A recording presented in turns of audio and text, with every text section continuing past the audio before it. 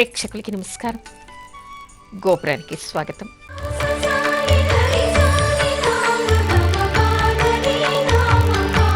ఈరోజు గోపురంలో సాంప్రదాయాలు చెప్పుకునే ముందు అర్చనలో మన ఇష్టదైవాన్ని స్మరించుకుందాం.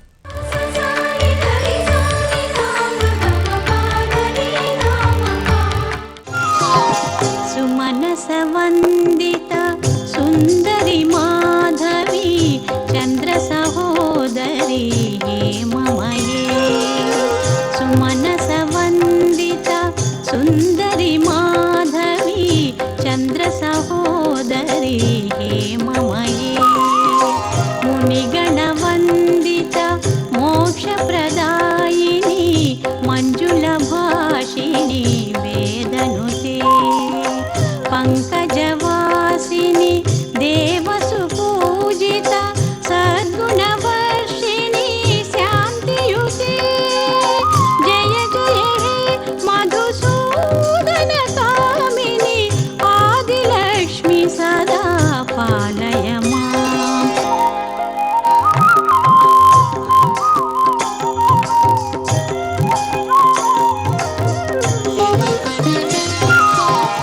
ఐకలికల్మష నాశిని కామిని వైదిక రూపిణి వేదమయే. క్షీరసముద్భవ మంగళ రూపిణి మంత్ర నివాసిని మంత్రనుతే. మంగళదాయిని అంబుజవాసిని దేవగణాశ్రిత పాదయుతే. జయ జయ హే మధుసూదన కామిని ధాన్యలక్ష్మి సదా పాలయ మాం.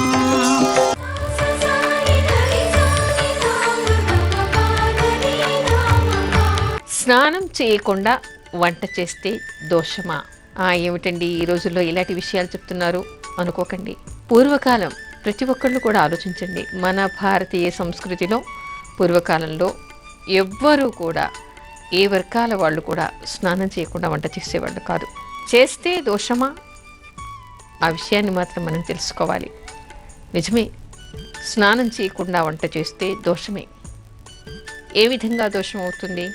చాలామంది అనుకోవచ్చు, ఆధునికులు ముఖ్యంగా ఈ రోజుల్లో ఏమనమాట అయిందంటే లేవగానే కుక్కర్ పెట్టేసి బ్రష్ చేసుకొని ఆ తర్వాత అందరికీ బాక్సులు కట్టేసి ఇల్లు ఉడ్చుకుని బట్టలు తుక్కుని టిఫిన్ కూడా తినేసి అన్ని పనులు అయిపోయాక ఆఖరిన చేసేటువంటిది స్నానం.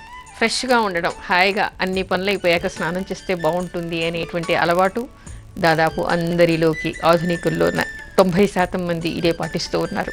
కానీ దానివల్ల వచ్చేటువంటి అనర్థాలు ఏమిటి అనేటువంటి విషయాన్ని ముఖ్యంగా అందరూ తెలుసుకోవాలి. ఎందుకు అంటే పూర్వకాలంలో లేవగానే మొట్టమొదటిగా ఇల్లు వాకిళ్ళు ఊడ్చేసుకుని స్నానం చేసిన తర్వాత మాత్రమే మిగతా పనులన్నీ కూడా మొదలుపెట్టేవాళ్ళు.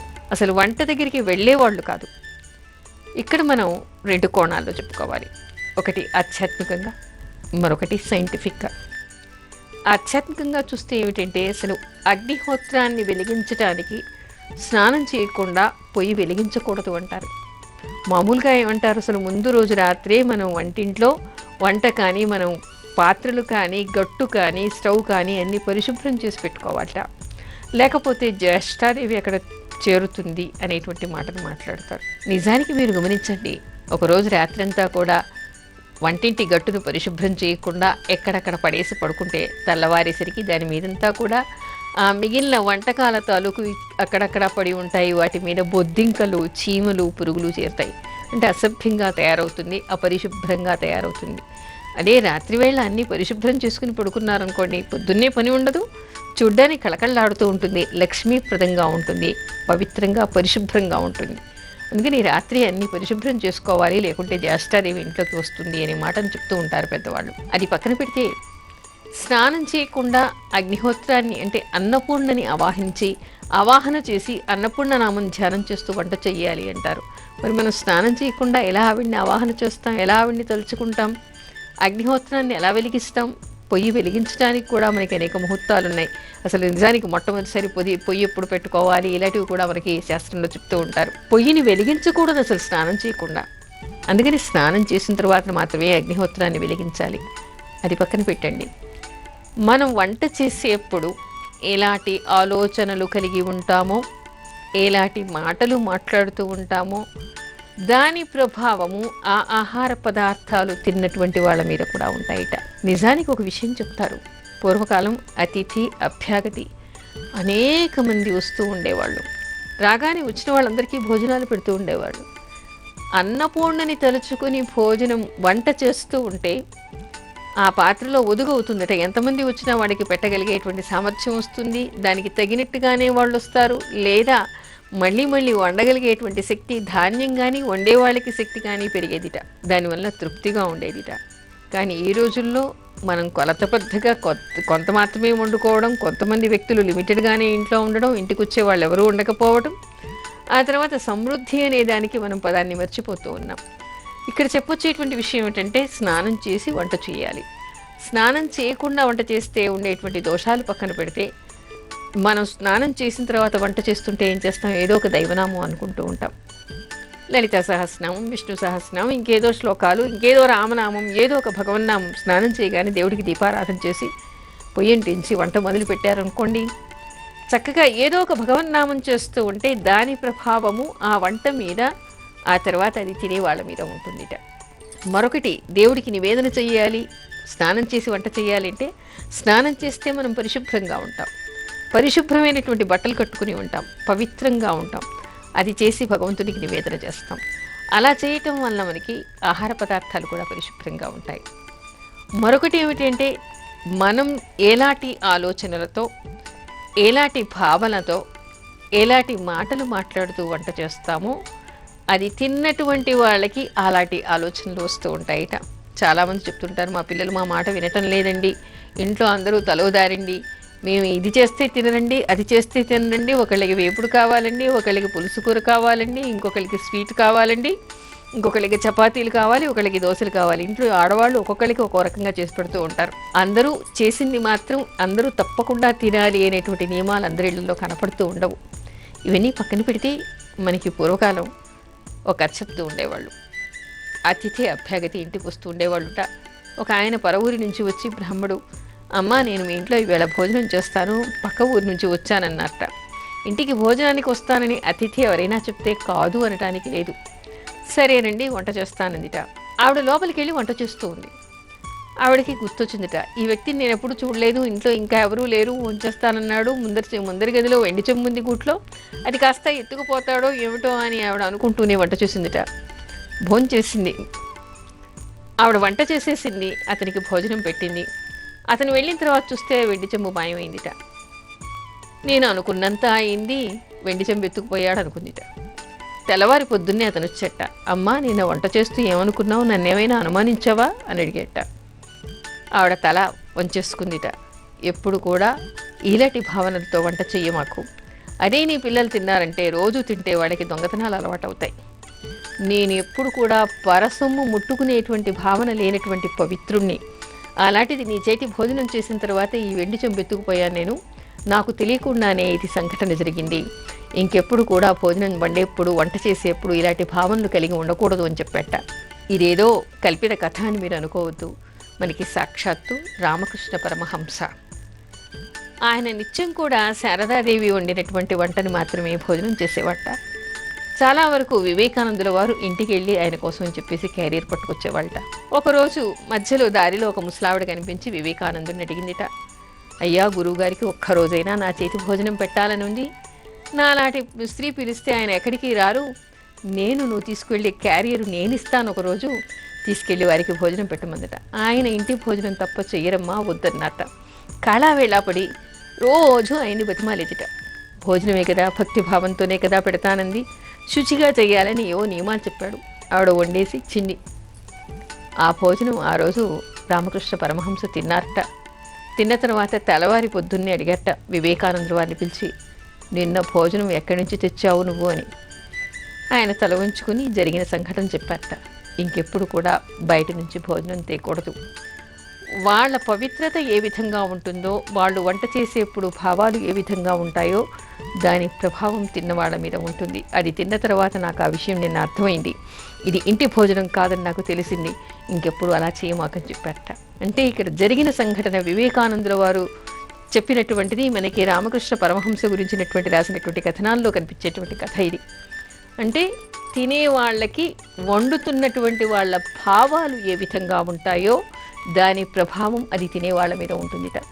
అందుకని ఏం చెప్తారు, స్నానం చేసి వంట చేయండి. ఏదో ఒక దైవనామం, ఎవరి మతాల్లో వాళ్ళు వాళ్ళ దేవుణ్ణి తలుచుకోండి. ఈ నామమే చెయ్యాలి, ఈ దేవుణ్ణే తలుచుకోవాలి అనేటువంటి నియమాలు ఏమీ లేవు. మీ వర్గాల్లో మీ మతాల్లో మీ దేవుణ్ణి మీరు తలుచుకోండి, మీ ఇష్ట దైవాన్ని తలుచుకోండి. తలుచుకుని వంట చేస్తూ ఉంటే అది తినేవాళ్ళకి కూడా మంచి ఆలోచనలు రావటం, మంచి ప్రవర్తన కలిగి ఉండటం, ఆ తర్వాత ఆరోగ్యంగా ఉండటం, ఇలాంటివన్నీ కూడా సంభవిస్తాయి. అందుకని ఇంకోటి ఏమిటి, మనం స్నానం చేసి వంట చేస్తే కూడా ఆ వంట పవిత్రంగా ఉంటుంది, పరిశుభ్రంగా కూడా ఉంటుంది. నైవేద్యం అనగానే చాలామంది భయపడిపోతూ ఉంటారు. అమ్మో మాకు అలవాట్లేదండి, మాకు కుదరదండి అనేస్తూ ఉంటారు. అసలు నిజానికి తెలుసుకోవాలి, నైవేద్యం చేయకుండా ఏది కూడా మనం తినకూడదు. అలా తింటే దొంగతనం చేసి సంపాదించి తింటే ఎలాంటి దోషం వస్తుందో అలాంటి దోషం వస్తుందిట.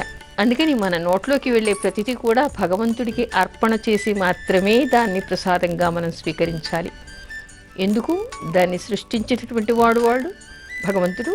అదేవిధంగా దానికి మనకి లభ్యం చేసినటువంటి వాడు కూడా ఆ భగవంతుడే. ఇంట్లో మన తల్లిదండ్రులు ఉన్నారు, మన పిల్లలు ఉన్నారు. పిల్లలకి తల్లిదండ్రులకి పెట్టకుండా మనం తింటామా? తింటే ఎలా ఉంటుంది? అసహ్యంగా ఉంటుంది. ఎవరు కూడా మానవత్వం ఉన్నటువంటి వాళ్ళు ఎవరు కూడా ఆ పని చేయరు. ఇంట్లో పెద్దవాళ్ళకి పెట్టాలి, పిల్లలకి పెట్టాలి, ఆ తర్వాత మాత్రమే గృహస్థ భోజనం చేయాలి. అంటే మనని కన్న తల్లిదండ్రులకి, మన పిల్లలకి, మన కుటుంబంలో మనం ఎలా వండి వాళ్ళకి పెట్టి మనం తింటూ ఉన్నాము, దానిలో ఎలాంటి తృప్తిని పొందుతున్నామో, మన తల్లిదండ్రులకు పెడితే ఏమిటి, పెద్దవాళ్ళు కృతజ్ఞత మన బాధ్యతగా కూడా మనం భావిస్తాం. అదేవిధంగా మనని సృష్టించినటువంటి వాడు భగవంతుడు, ఆ ఆహారాన్ని సృష్టించినటువంటి వాడు భగవంతుడు, దాన్ని మనకి ప్రాప్తం చేసినటువంటి వాడు భగవంతుడు. అది మన చేతిలోకి వచ్చింది అంటే, మన ఇంట్లోకి ధాన్యం, మన డబ్బాలకి మన ఇంట్లోకి బియ్యం వచ్చాయి అంటే, మన చేతిలోకి డబ్బులు వచ్చాయి అంటే, అవన్నీ కూడా భగవద్ రక్షణ వలన, భగవంతుడు ఇచ్చినటువంటి ఫలితం వలన మాత్రమే మనకి అందుబాటులోకి వస్తూ ఉన్నాయి. మరి మనని సృష్టించి, ఆహారాన్ని సృష్టించి, దాన్ని మనకి అందుబాటులోకి తెచ్చినటువంటి వాడికి సమర్పించకుండా మనం తింటే కృతజ్ఞత లేని వాళ్ళం అవుతాం కదా.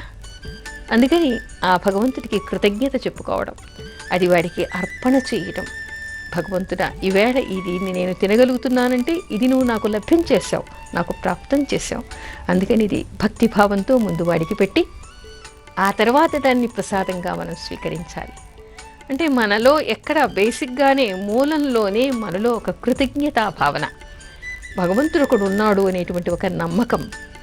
తర్వాత ఇలాంటి నమ్మకాలు ఉన్నటువంటి వాళ్ళు ఏం చేస్తారు, ఎప్పుడు కూడా నేరం చేయటానికి ముందుకు వెళ్ళరు. ఒక కృతజ్ఞతాభావం కలిగి భగవంతుడికి సమర్పణ చేసేటువంటి వాడికి నేర ప్రవృత్తి ఎప్పుడు కూడా ఏర్పడదు. తర్వాత అధర్మమైనటువంటి మార్గంలోకి వాడు ఎప్పుడు వెళ్ళలేడు. ఎందుకంటే ఎప్పుడు కూడా భగవంతుడి చింతన వాడిలో ఉంది.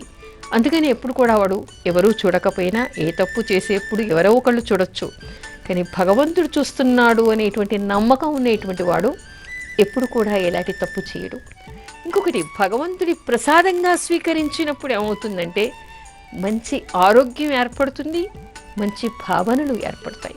అంతేకాకుండా నైవేద్యం పెట్టడం అంటే వంట చేసి పెట్టడమా, అది మాకు కుదరదు, మాకు అవన్నీ కావండి, మాకు ఇంట్లో కుదరవండి అంటారు. మీరు తినడానికి కుదురుతుంది కానీ దేవుడికి పెట్టడానికి కుదరదా? దేవుడికి పెట్టడానికి ఏం కావాలి? స్నానం చేసి వండితే చాలు, పరిశుభ్రంగా వండితే చాలు. అలా పరిశుభ్రంగా వండినటువంటిది భగవంతుడికి సమర్పణ చేసి వంటింట్లో ఒక ఫోటో పెట్టుకోండి, అన్నపూర్ణేశ్వరి ఫోటో పెట్టుకోండి, ఆవిడికి సమర్పణ చేయండి. ఎందుకంటే అన్నం అనేటువంటిది మనం తినడానికి ఎవరికి ఏ ఆహారం ఉందో దాన్ని అన్నం అంటారు. ఆ అన్నాన్ని మనకి సృష్టించి ఇచ్చినటువంటిది ఆవిడ. అందుకని ఆవిడకి కృతజ్ఞతగా ఆ వంట అక్కడ నివేదన చేసి ఆ తర్వాత అందరూ తినండి. పాలు తాగేప్పుడు భగవంతుడికి నివేదన చేసి ఆ పాలు తాగండి. ఇంటికి పళ్ళు తెచ్చుకున్నారు, ముందు శుభ్రంగా కడిగి ఆ పండుని దీపారాధన చేసిన తర్వాత దేవుడి దగ్గర పెట్టి ఆ పండుని తినండి. ఎంతటి చక్కని క్రమశిక్షణ, మంచి ఆలోచన అది.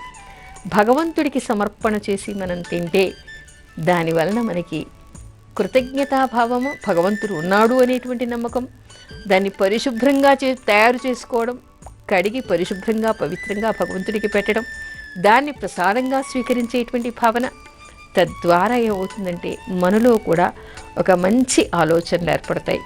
అంటే ఎప్పుడు కూడా పాజిటివ్ థింకింగ్ అలవాటు పడుతుంది, మంచి ఆరోగ్యం ఏర్పడుతుంది, చెడు ఆలోచనలు రావు, నేర ప్రవృత్తి పెరగదు, పరిశుభ్రంగా ఎప్పుడు ఉంటాం, పవిత్రంగా ఎప్పుడు ఉంటాం. అంటే ఎప్పుడు మనం పరిశుభ్రంగా ఉంటామో అప్పుడు మన దగ్గరికి రోగాలు రావు, పరిశుభ్రంగా ఎప్పుడు వండుకుంటామో అప్పుడు మనకి రోగాలు రావు. చాలామంది అంటారు, లేదండి మాకు అలా వండడానికి నైవేద్యం పెట్టడానికి మాకు ఇళ్లలో కుదరదండి. ఎందుకు కుదరదు? పెద్దగా మడితడి అక్కర్లా, శుభ్రంగా స్నానం చేయండి, మంచి బట్టలు కట్టుకోండి, ఉతికిన బట్టలు కట్టుకోండి, వంట చేయండి, భగవంతుడికి మీరు వండిన దగ్గర నుంచే అన్నపూర్ణేశ్వరికి నివేదన చేయండి. పవిత్రమైనటువంటి భావనలు కలిగి ఎప్పుడు ఉంటారో. ఇంకొకటి, స్నానం చేస్తూ దైవనామం అనుకుంటూ ఉంటే ఆ వండినటువంటి పదార్థం కూడా అమృత తుల్యం అవుతుందిట. ఇంకోటి, నైవేద్యం పెట్టినప్పుడు మన వాళ్ళు ఏం చేస్తూ ఉంటారంటే, నైవేద్యం దేవుడికి పెట్టినప్పుడు అమృతమస్తు అమృతోపస్తరణమసి అంటూ ఉంటారు. ఇంకా కొంతమంది గరుడ మంత్రాన్ని కూడా చదువుతారు. అంటే మనకి తెలిసి కానీ తెలియక కానీ ఆ పదార్థాల్లో కానీ ఆ నీళ్లల్లో కానీ ఏవైనా విషమైనటువంటివి అందులో చేరి ఉంటే అవన్నీ కూడా అమృతతుల్యం అవుతాయిట. అందుకని అమృతతుల్యమైనటువంటి పదార్థాన్ని మనం తిన్నామనుకోండి, మనకు రోగం రాదు కదా, తర్వాత సద్బుద్ధి ఏర్పడుతుంది కదా పిల్లలకి. పూర్వకాలం అందరికీ కూడా ఎంత వైషమ్యాలు లేకుండా పెద్ద పెద్ద కుటుంబాల్లో కూడా అందరూ కలిసి ఉండేవాళ్ళు. కానీ ఈ రోజుల్లో ద్వేషభావనలు, నెగిటివ్ ఆలోచనలు, నేర ప్రవృత్తి, విశృంఖలత్వం పెరిగిపోతూ ఉన్నాయి. అందుకని మొట్టమొదటిగా మనం ఏదైనా సరే భగవంతుడికి సమర్పణ చేసి పరిశుభ్రంగా పవిత్రంగా దాన్ని మనం భుజించామనుకోండి, మన ఆలోచన విధానంలో కూడా మార్పు వస్తుంది.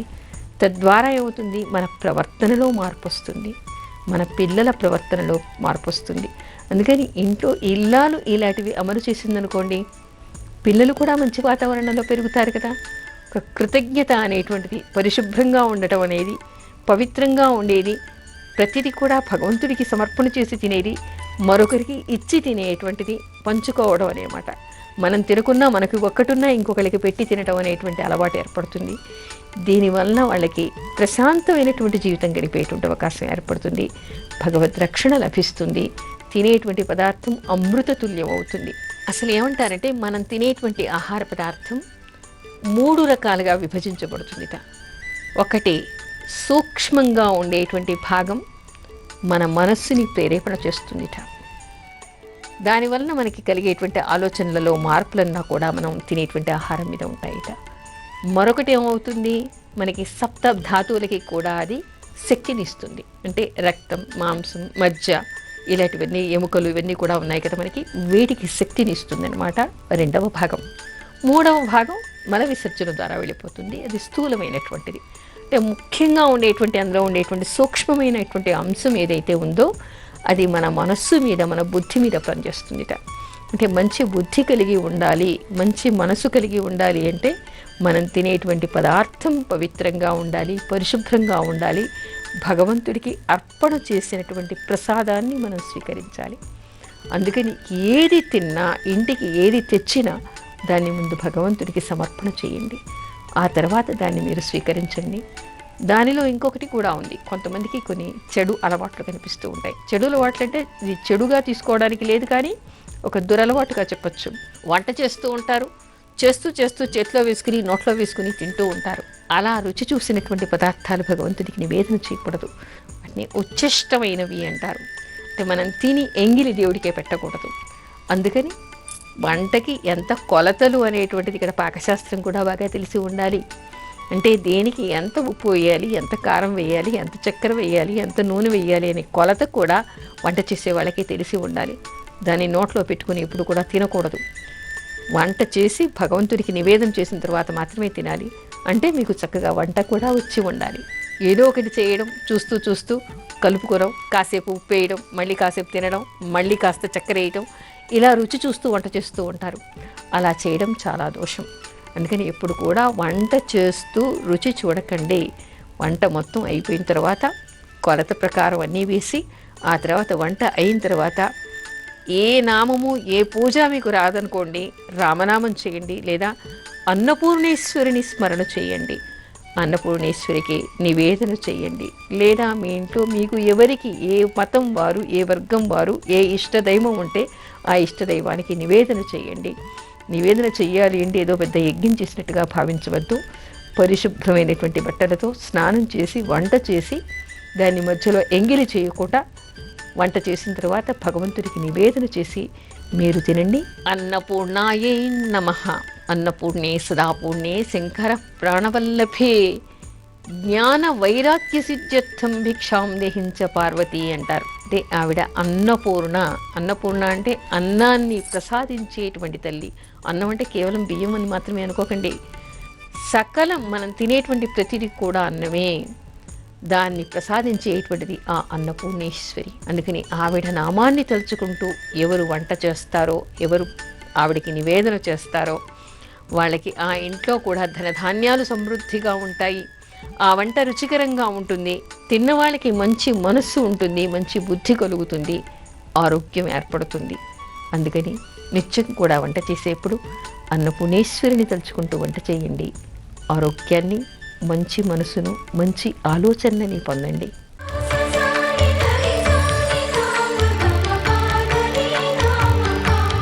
గోపురంపై మీ అమూల్యమైన సలహాలు మాకు తెలపండి.